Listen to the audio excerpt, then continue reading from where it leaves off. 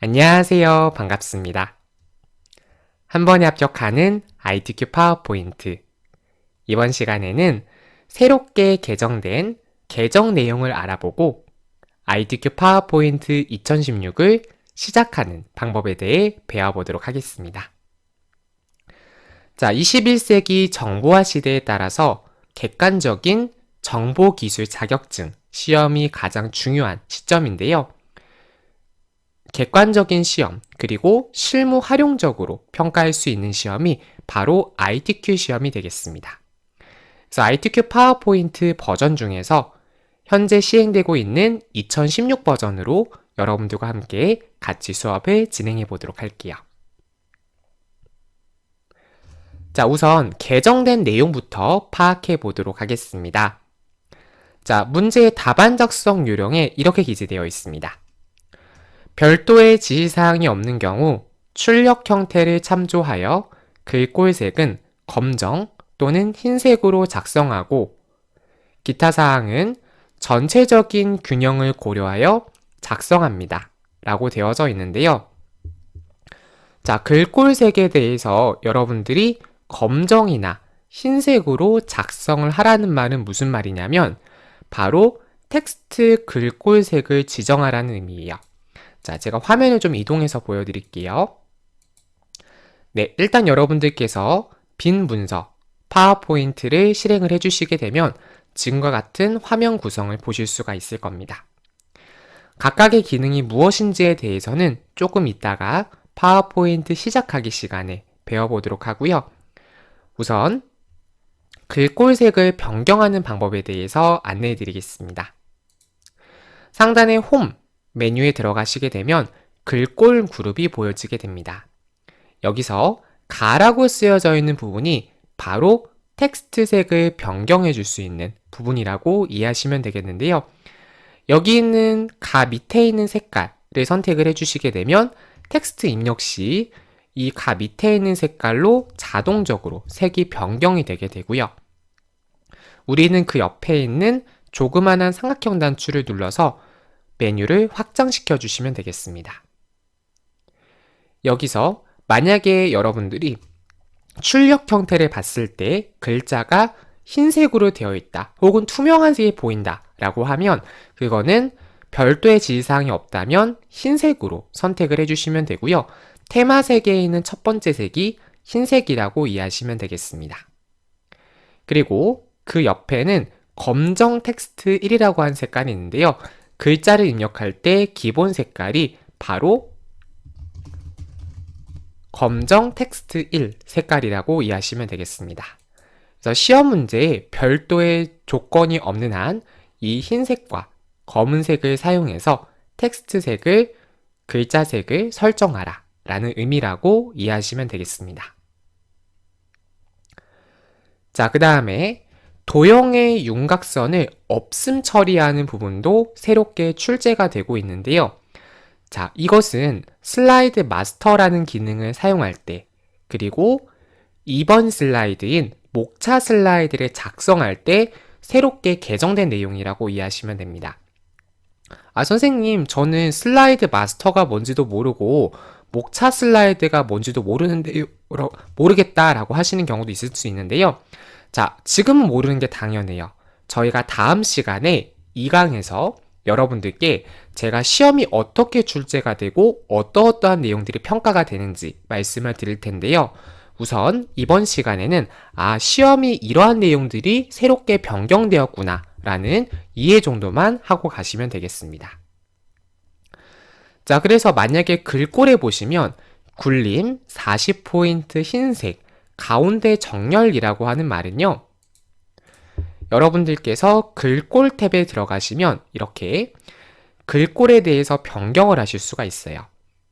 기본적으로 파워포인트 2016에서는 맑은 고딕체를 기본으로 사용하고 있습니다.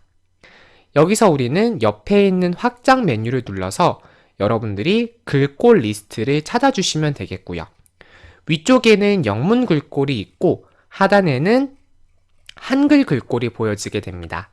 여기서 우리는 굴림, 도둠과 같은 글씨체가 시험에서 많이 출제가 되니까 이러한 글씨체를 참고로 이해를 해주시면 되겠고요. 그 다음에 그 옆에 있는 부분은 바로 텍스트의 크기를 변경하는 글꼴 크기라고 이해하시면 되겠습니다. 그래서 이 글꼴 크기에 대해서는 40으로 지정을 하라는 의미이고요. 옆에 있는 목록 단추를 눌러서 40이라고 하는 값을 선택을 하셔도 되고, 아니면 수치 값을 더블 클릭해서 직접 40이라고 입력을 해주셔도 됩니다. 그 다음에 가운데 정렬을 하라는 말은 텍스트 단락 부분에 보시면 데이터를 왼쪽에 정렬하겠다, 가운데에 정렬하겠다, 오른쪽에 정렬하겠다와 같이 다양한 형태의 정렬 방법이 있습니다. 여기서 가운데, 중간에 있는 가운데의 내용을 맞추는 가운데 맞춤을 선택을 해서 작업을 하면 되겠다라고 이해를 하시면 되겠습니다. 자, 그 다음에 가장 하이라이트가 바로 도형의 선 없음인데요. 도형의 선 없음은 일단 도형을 먼저 삽입을 해야 되는데, 일단 우리가 그냥 도형에 들어가서 아무 도형이나 삽입을 해보도록 할게요. 자, 그럼 보시게 되면 바깥쪽에 이렇게 파란 색깔 테두리가 넣어진 거를 보실 수가 있습니다. 자, 이 상태에서 해당하는 도형을 클릭을 하시게 되면 그리기 도구 서식이라는 메뉴가 표시가 됩니다. 선택을 해주시고요. 여기서 도형 윤곽선이라고 하는 부분이 바로 윤곽선에 대한 색, 두께, 테두리와 같은 선에 대한 스타일을 설정하는 메뉴라고 이해하시면 되겠습니다. 그래서 도형 윤곽선 부분을 선택을 해서 윤곽선 없음을 선택을 하면 이번에는 바깥쪽에 파란 색깔 테두리가 없어진 것을 확인하실 수 있습니다.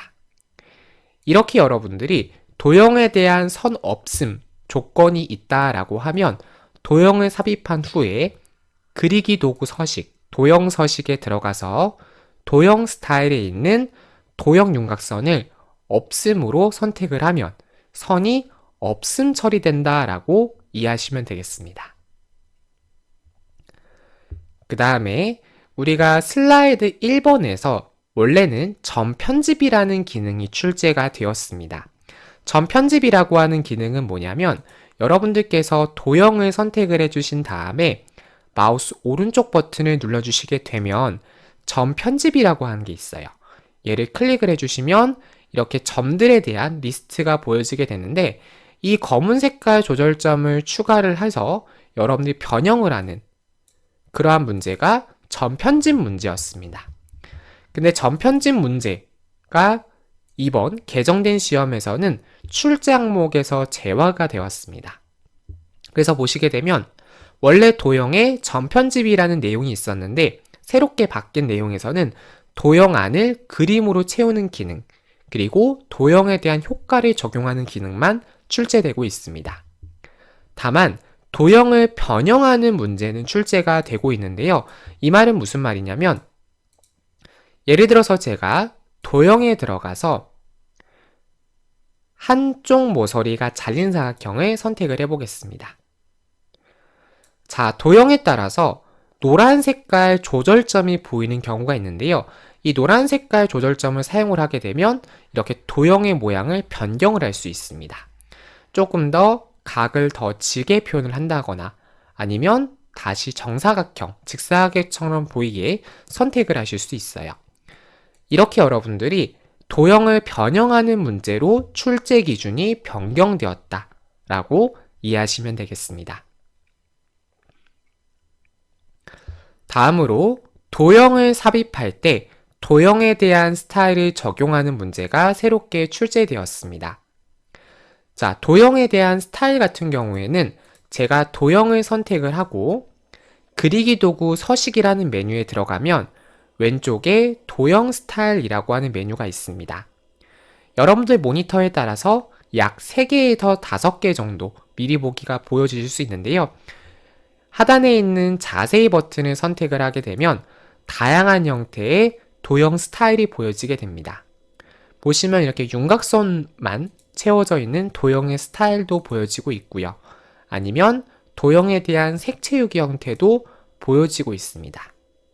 또한 테두리가 없는 도형의 형태도 출제가 되고 있습니다. 여기서 새롭게 바뀐 시험에서는 미세 효과라고 하는 이렇게 부드럽게 그라데이션 같은 느낌의 미세 효과 기능이 새롭게 추가되었다라고 이해하시면 되겠죠. 그래서 만약에 시험 문제에 미세 효과 파랑 강조 1이라고 하는 거를 선택을 했다면 우선 자세히 버튼을 선택을 해서 여러분들이 마우스 커서를 갖다 대서 미세 효과가 어디인지를 봐주시면 되겠고요. 그 다음에 색깔이 파란색인 게 총 2개가 있는데 여기서는 파랑 강조 1을 하라고 했으니까 두 번째에 있는 부분을 선택을 하시게 되면 출력 형태와 같이 미세 효과를 선택하실 수 있습니다. 꼭 미세 효과가 아니더라도 앞으로 다양한 형태의 테마 스타일이 출제될 것으로 사료가 되오니 여러분들께서는 이 테마 스타일을 한 번씩 눌러보셔서 클릭을 했을 때 어떠한 식으로 테마 스타일이 적용되는지에 대한 확인이 필요할 것입니다. 자, 이렇게 간단하게 개정된 내용에 대해서 우리가 살펴보았고요. 이번에는 우리가 파워포인트 2016을 시작을 해서 화면 구성에 대해서 어떻게 이루어져 있는지 하나씩 간단하게 살펴보는 시간을 갖도록 하겠습니다. 자, 일단 여러분들께서는 빈 문서를 이렇게 만들어 주시면 되겠고요.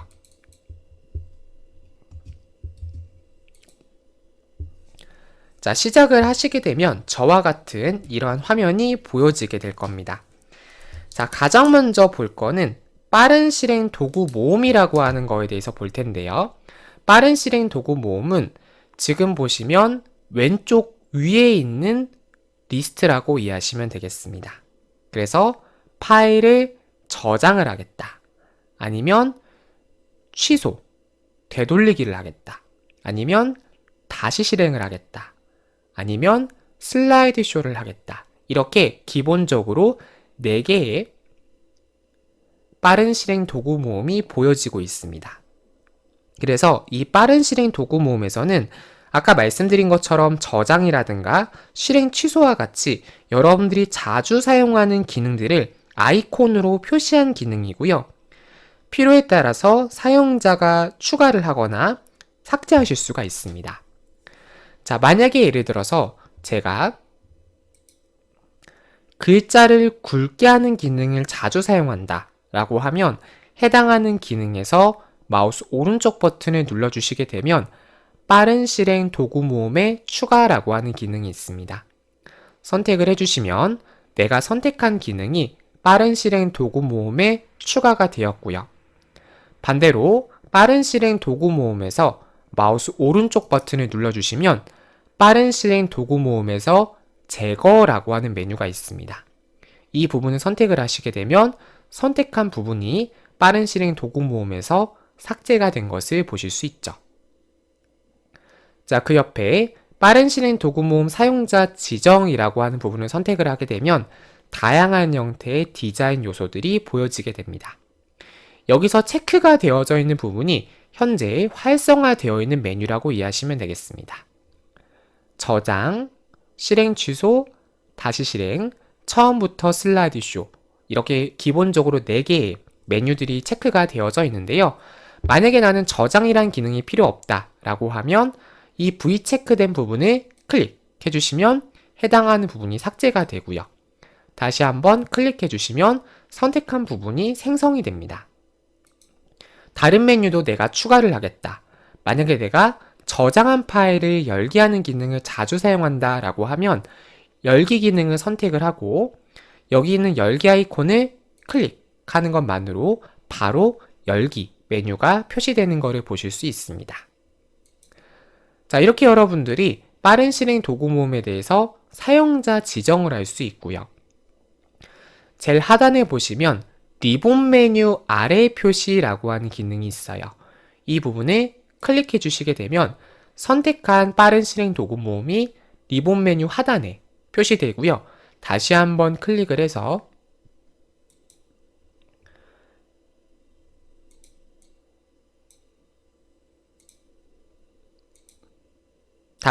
클릭을 해서 리본 메뉴 위에 표시를 선택을 하시게 되면 다시 위로 올라가지는 모습을 확인하실 수 있습니다. 자, 이렇게 여러분들이 세팅을 할 수 있다 라고 하는 부분에 대해서 참고적으로 이해를 해주시면 되겠죠. 자, 그리고 지금 순서가 조금 뒤바뀌었는데 만약에 이러한 설정 값을 초기로 되돌리고 싶다 라고 하시면은요, 자, 다시 빠른 실행 도구 모음 사용자 지정에 들어가서 제일 하단의 두 번째 기타 명령에 들어가 주시면 되겠습니다. 그러면 파워포인트 옵션이라고 하는 대화 상자가 표시가 되고요. 여기서 원래대로라고 하는 기능이 있습니다. 다시 말해 기본적인 빠른 실행 도구 모음에 대해서 기본 세팅 값으로 되돌리겠다라고 하는 건데요. 원래대로를 클릭을 해주시면 빠른 실행 도구 모음 다시 설정이라고 하는 메뉴가 있습니다. 클릭을 해주시면 빠른 실행 도구 모음을 기본 컨텐츠로 복원하시겠습니까? 라고 물어보고 있죠. 예 버튼을 선택을 하시고 확인 단추를 눌러주시게 되면 다시 저장 아이콘이 제일 먼저 표시가 되고 있네요. 한 번만 더 기타 명령 들어가 보도록 하겠습니다. 자, 여기서 여러분들이 왼쪽에 표시되어 있는 부분이 바로 파워포인트 2016에서 제공하는 명령들의 기능의 집합이라고 이해하시면 되겠고요. 오른쪽에 있는 부분이 현재 빠른 실행 도구 모음의 위치에 있는 사용자 지정의 리스트라고 이해하시면 되겠습니다. 여기서 명령 선택이라고 하는 부분이 현재는 많이 사용하는 명령으로 되어져 있는데요. 자, 리본 메뉴에 없는 명령을 여러분들이 빠른 실행 도구 모음에 추가를 한다거나 모든 명령을 해서 파워포인트에서 지원하는 모든 명령들에 대한 리스트를 확인하실 수 있습니다. 예를 들어 내가 다양한 형태의 디자인이 있겠지만 예를 들어서 PDF XPS로 게시라고 하는 기능을 자주 사용한다라고 하면 해당하는 부분을 추가해 주시게 되면 해당하는 기능이 빠른 실행 도구 모음에 추가가 되고요. 선택을 하면 PDF 파일로 파워포인트 파일을 저장할 수가 있게 됩니다. 다시 기타 명령에 들어가 주시면 되겠고요. 자, 반대로 내가 선택을 한 다음에 제거 버튼을 선택을 하시게 되면 이렇게 하시고 확인 단추 눌러주시면 이번에는 반대로 해당하는 명령이 삭제가 되는 모습을 확인하실 수 있습니다. 자, 이렇게 여러분들이 자주 사용하는 기능에 대해서 추가 혹은 삭제할 수 있다라고 하는 것에 대해 참고적으로 기억을 하시면 되겠습니다. 자, 이러한 기능들이 있다라는 부분을 여러분들이 머릿속으로 기억을 하시면 되는 거고, 그 다음에 제목 표시줄이라고 하는 게 있습니다. 제목 표시줄. 자, 프레젠테이션 1이라고 써 있는 게 바로 제목 표시줄이다 라고 이해를 하시면 되겠는데요. 이 제목 표시줄에서는 현재 작업 중인 문서의 파일명이 표시가 됩니다. 자, 프레젠테이션 1이라고 표시되는 이유는 아직 파일의 이름을 지정하지 않았기 때문에 표시가 되는 거고요. 파일의 이름을 지정을 해주시게 되면 예를 들어서 제가 이론 파트에다가 1강 파일 저장 완성이라고 제가 한번 파일을 저장을 해보도록 하겠습니다. 자, 이렇게 하고 저장을 마치게 되면 이번에는 내가 저장한 파일명으로 표시가 되는 것을 확인하실 수 있죠. 그 다음 그 오른쪽에는 리본 메뉴 표시 옵션이 있는데요. 자, 그 전에 리본 메뉴가 뭔지 알아야겠죠. 리본 메뉴는 홈 탭부터 보기 탭까지의 명령들을 리본 메뉴라고 말을 하게 됩니다. 그래서 메뉴들이 이렇게 아이콘 형태로 펼쳐져 있기 때문에 여러분들이 아이콘을 클릭하게 되면 바로 내가 선택한 기능을 적용할 수 있는 기능이라고 이해하시면 되겠습니다. 자, 이렇게 여러분들이 리본 메뉴의 표시 유무를 지정할 수 있다라고 생각하시면 되겠고요. 선택을 해서 이 리본 메뉴에 대해서 현재는 탭 탭과 명령이 같이 표시가 되게 되어 있는데요. 자, 홈, 삽입, 디자인, 전환, 애니메이션 이러한 대메뉴를 우리는 탭이라고 말을 하게 됩니다. 그래서 홈 탭, 삽입 탭, 디자인 탭, 전환 탭 이렇게 표현을 하게 되고요. 그 다음에 그룹이라고 하는 게 있는데 클립보드 그룹, 슬라이드 그룹, 글꼴 그룹, 단락 그룹 이렇게 경계선 사이를 그룹으로 구분하게 됩니다. 그 안에는 굵게 명령, 기울인 꼴 명령, 밑줄 명령과 같이 명령이라고 표현을 하게 되죠. 그래서 어떠한 명령을 가리킬 때 단순히 굵게 라고 표현을 하는 게 아니라 홈 탭에 글꼴 그룹에 있는 굵게 명령이라고 표현하시는 게 가장 올바른 표현 방법이라고 이해하시면 되겠습니다. 자, 따라서 여러분들이 이렇게 파일에 대해서 설정을 할 수 있는 부분을 파일 탭 이렇게 명령에 대해서 표시가 되어져 있는데요. 여기 있는 리본 메뉴 표시 옵션에서 탭 표시를 선택을 하면 탭만 표시가 됩니다. 따라서 해당하는 탭을 클릭했을 때 명령들이 다시 표시가 되고요. 다시 한번 다른 곳을 클릭하면 탭이 사라지게 되죠. 만약에 이 탭까지 보이고 싶지 않다라고 하시면 최상단에 리본 메뉴 자동 숨기기라고 하는 기능이 있습니다.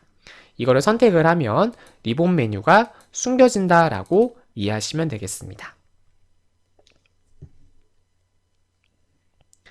그 다음에 그 오른쪽에는 화면을 잠시 닫는 최소화라고 하는 기능이 있고요. 최소화는 잠시 닫는 거기 때문에 다시 한번 클릭하면 다시 실행이 되게 되죠. 그 다음 화면에 대해서 최대화를 시키면 화면이 더 꽉 차게 표현이 되고 제일 오른쪽에 있는 거는 닫기, 종료 메뉴라고 이해하시면 되겠습니다. 그 다음에 아까 제가 편집 폼 탭부터 보기, 서식 탭까지는 메뉴들이 전부 다 리본 메뉴 형태다라고 말씀을 드렸는데요. 파일 탭은 말씀을 안 드렸어요. 그 이유는 뭐냐면 파일 탭은 백스테이지 보기, 백스테이지 보기라고 하는 파일 형식을 보여주고 있습니다.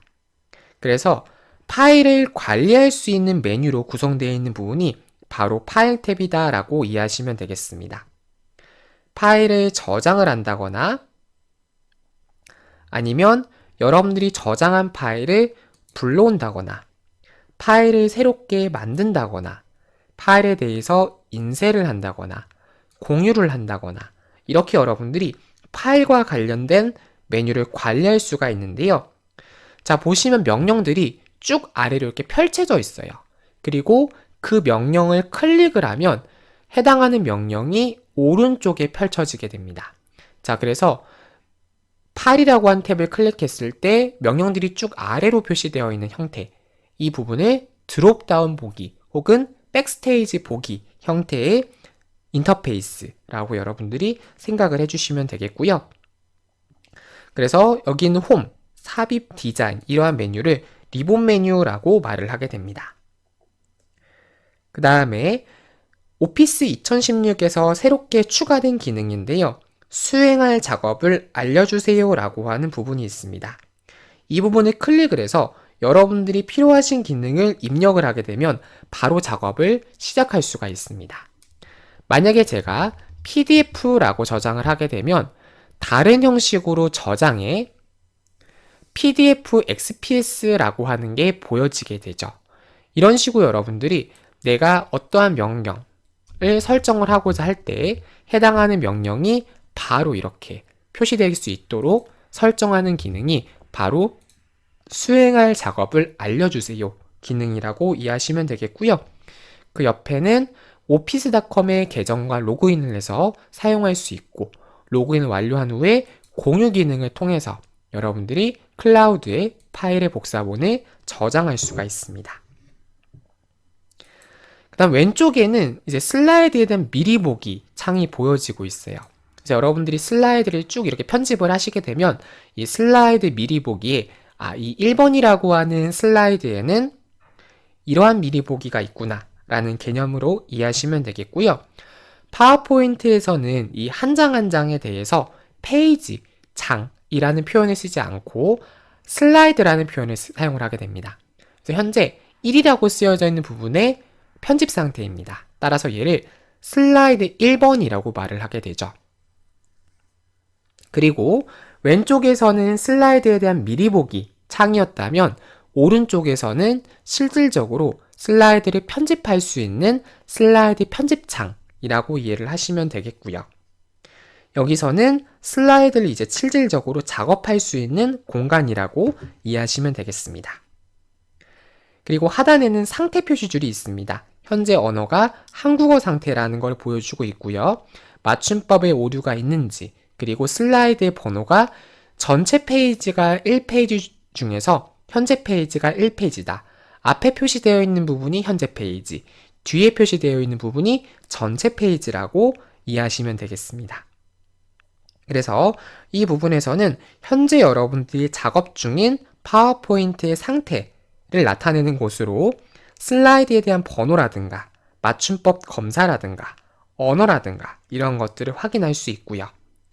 그리고 그 옆에 보시면 슬라이드 노트와 메모라고 하는 기능이 있어요. 자, 말 그대로 발표자가 슬라이드 쇼를 할 때 참고를 해서 볼 수 있는 슬라이드 노트, 내용을 입력할 수 있는 게 슬라이드 노트가 되겠고요.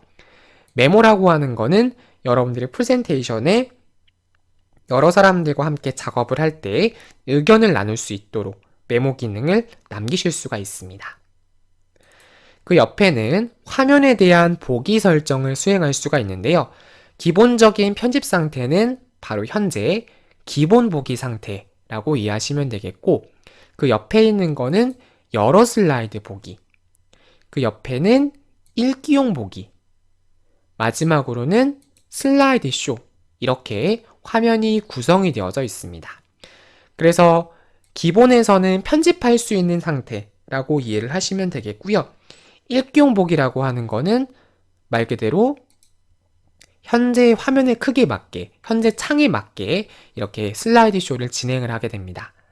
그 다음 제일 마지막에 있는 슬라이드 쇼라고 하는 걸 선택을 하게 되면 전체 화면을 기준으로 파워포인트가 슬라이드 쇼 기능이 수행이 된다는 거죠. 그 옆에는 화면을 축소하거나 확대할 수 있는 부분이 있는데요. 마이너스 값에 가까우면 최소 10%부터 최대 400%까지 여러분들이 원하시는 화면의 비율의 값을 조절을 하실 수가 있고요. 직접 마이너스 버튼을 클릭을 하거나 플러스 버튼을 클릭을 해서 적절하게 조절하실 수 있습니다. 그래서 이렇게 확대 축소도 하실 수가 있고요. 여기 있는 퍼센테이지 값을 선택을 하게 되면 여러분들께서 직접 원하시는 배율의 값을 지정할 수 있습니다. 그리고 제일 오른쪽 하단에 보시게 되면 현재 창의 맞춤이라고 하는 기능이 있어요. 이거를 선택을 하게 되면 슬라이드가 작게 표시가 되었다면 현재 모니터 창에 맞게, 현재 창 크기에 맞게 사이즈가 조정이 되고요. 반대로 화면이 너무 크게 표시가 되어 있다면 이 현재 창의 맞춤을 선택을 하면 다시 현재 창에 맞게 크기가 변경이 된다 라고 이해하시면 되겠습니다. 자, 이렇게 여러분들이 파워포인트에 대해서 화면에 대한 구성, 기능에 대해서 같이 알아보았습니다. 자, 그럼 이제 우리가 한 번 더 오늘 배운 내용을 빠르게 정리해 보도록 하죠. 우선 텍스트에 대한 글꼴색은 검정 또는 흰색으로 작성을 수행해 주시면 되겠고요. 도형의 선 없음 같은 경우에는 도형 서식에 도형 윤곽선, 윤곽선 없음이라고 하는 메뉴를 클릭해 주시면 됩니다. 또한 도형에 대한 전편집 기능이 출제 항목에서 제외가 되었고, 도형의 스타일을 적용할 때는 도형 스타일에 들어가서 시험 문제에 출제된 테마 스타일을 클릭을 해주시면 되겠습니다. 마우스를 갖다 대게 되면 이름들이 표시가 되기 때문에 그 이름을 보면서 출력 형태와 조건이 일치하는 스타일을 선택을 해주시면 되겠습니다. 자, 그리고 우리가 마지막으로 파워포인트 2016을 실행을 해서 화면 구성에 대해 알아보았는데요. 여기 있는 상단에 있는 부분을 리본 메뉴, 왼쪽에 있는 부분을 슬라이드 미리 보기 창, 오른쪽에 있는 부분을 슬라이드 편집 창, 그리고 하단에 있는 부분을 작업 표시줄, 그리고 슬라이드 노트 및 메모, 그리고 화면 보기 설정과 같은 부분을 수행할 수 있는 부분이다 라고 이해하시면 되겠습니다. 마지막으로 파워포인트에서는 한 장 한 장의 페이지를 슬라이드라고 하는 개념을 사용을 하게 된다 라는 것을 기억하시면 되겠죠. 네, 이번 시간 이렇게 1강 ITQ 파워포인트 2016 수업을 마치도록 할 텐데요. 자, 이번 시간 수업 들어보시니까 어떠십니까? 앞으로의 수업이 좀 기대가 되지 않으세요? 자, 이 ITQ 시험은 여러분들의 정보기술 실무 능력을 평가하는 시험으로 국민 누구나 응시할 수 있는 시험입니다. 그래서 여러분들이 500점 만점을 기준으로 A등급부터 C등급까지 등급별 자격을 부여하게 되고요. 200점 이상이면 C등급, 300점 이상이면 B등급, 400점 이상이면 A등급입니다. 그리고 200점 미만은 불합격 처리가 되는데요. 여러분들이 1시간이라고 하는 시간 동안 우리는 A등급을 목표로 시험을 준비한다라고 이해하시면 되겠고요. 제가 강의명에 넣은 한 번에 합격한다라고 하는 거는 실제 여러분들이 한 번에 합격하실 수 있도록 다양한 실무적인 내용들과 그리고 자격증 시험에서 출제되는 다양한 내용들을 강의 안에 녹여서 수업을 진행하도록 하겠습니다. 그래서 기업, 기관, 단체에 대한 정보기술 능력 평가, 컴퓨터 활용 능력을 객관적으로 평가하는 시험이겠고요. 수준을 지수와 등급화해서 여러분들이 과학기술정보통신부에서 공식적으로 인정하는 한국생산성본부 주관 국가공인 자격시험이라고 이해하시면 되겠습니다. 자, 이제 여러분들께서 이 수업을 수강 신청하시고 본격적으로 다음 시간부터 시험에 대한 출제 기준 부분부터 하나씩 살펴보도록 하겠습니다. 긴 시간 동안 수고 많으셨습니다. 감사합니다.